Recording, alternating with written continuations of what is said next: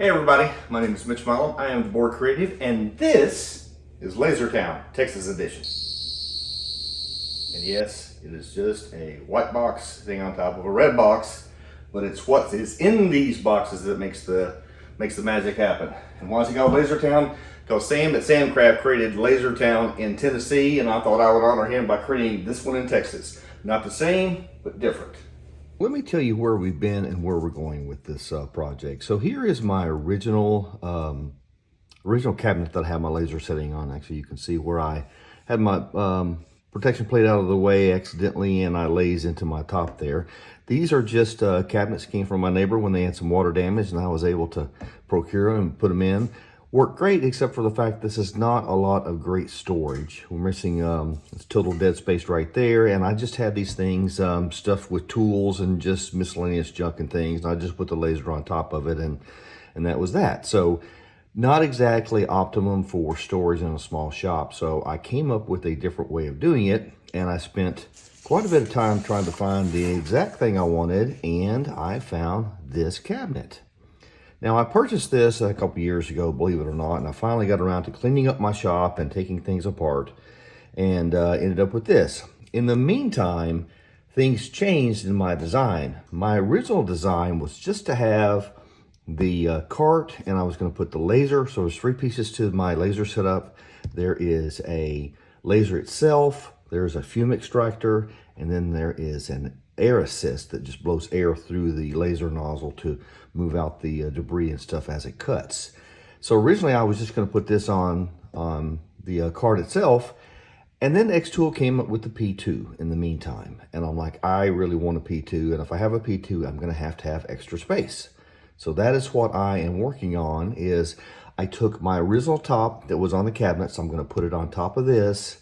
And once I did that, I realized that I'm going to have to make some changes to how I'm going to do things. So here's the idea. The fume extractor is going to go down here inside the cabinet. That's why I went with this design. It literally took me about a week to find one. I had to go physically to about 6 different Home Depots to find out if they actually had it in stock, regardless of what the internet said. The other thing that is going to be cool about this is my air assist is also going to be in the middle of this as well. So all of this cabling back here and the hoses and things are all going to be internal to the machine, so we're not going to see anything. The cool thing about this is there's a lot of storage that I can put parts in. In fact, I have a lot of my laser supplies in it right now, and that's how we're going to be doing some work. Now, again, since I changed things, I realized after I had put the top on temporarily, and you could see it just kind of setting on top, we have a lot of wasted space, and I have a small shop, so I can't afford to have wasted space. So part of the work we're going to be doing is we're going to be building in some more storage right here, and that will also support this edge of the cabinet top. And then also I'm going to be I'm drawing it now. I'm going to be putting in some drawers underneath, because this is almost 6 inches of wasted space. And again, I can't afford that. Now, I will tell you, I'm 6 feet 1 inches tall, and this is really high. So if you're smaller than that, you may want to consider removing the casters from your cart if you have one like that, because this is right at the edge of what I'm comfortable reaching over into the machine, because you have to reach in from the top here. I'm comfortable doing that. I'm going to lose 3/4 of an inch of height when I replace their top with my top. I'm going to take the original top off.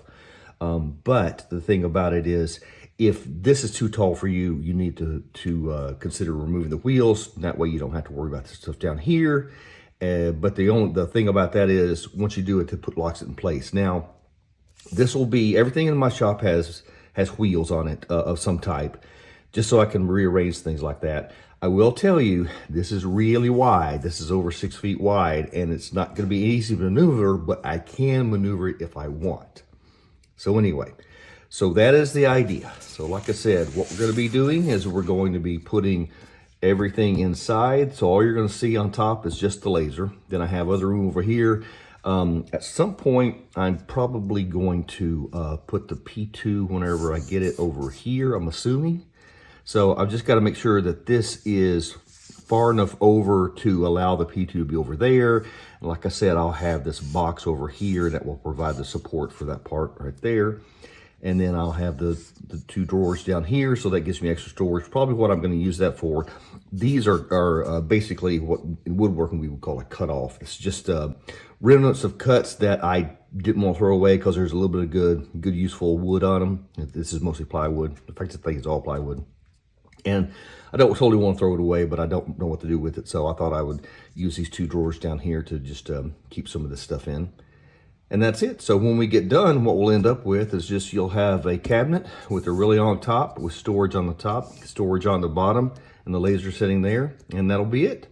And again, all the power will be run internal to this. It'll come out internally over through a hole in the side there, and I think my the extension, the power outlet that I have is actually big enough for me to actually use over here. So we'll see, but that is the plan. So as soon as we can get to it, we'll start taking everything apart. Thanks.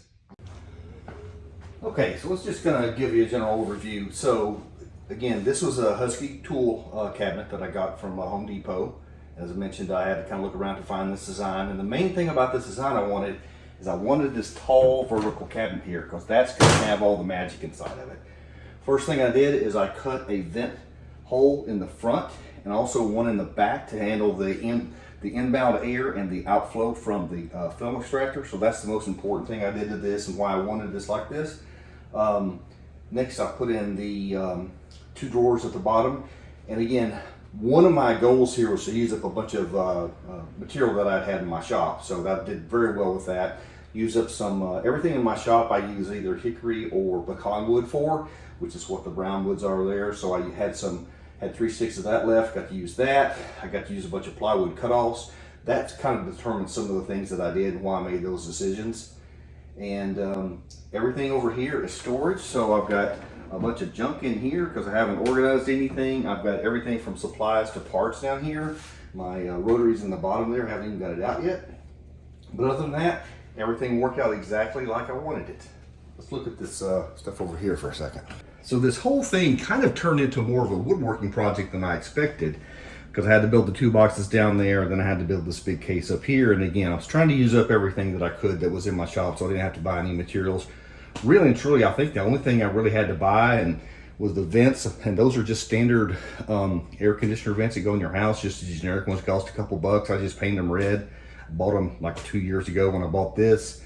This stuff over here, this is just pegboard I had laying around. I'm never gonna have a pegboard up on the wall, so I just cut that up. It's not that strong, as you can see, it does wiggle there, but it does the job for right now. If it starts sagging, I can just put more stuff in. It's really deep, and I only use like the first part of half of it or something like that.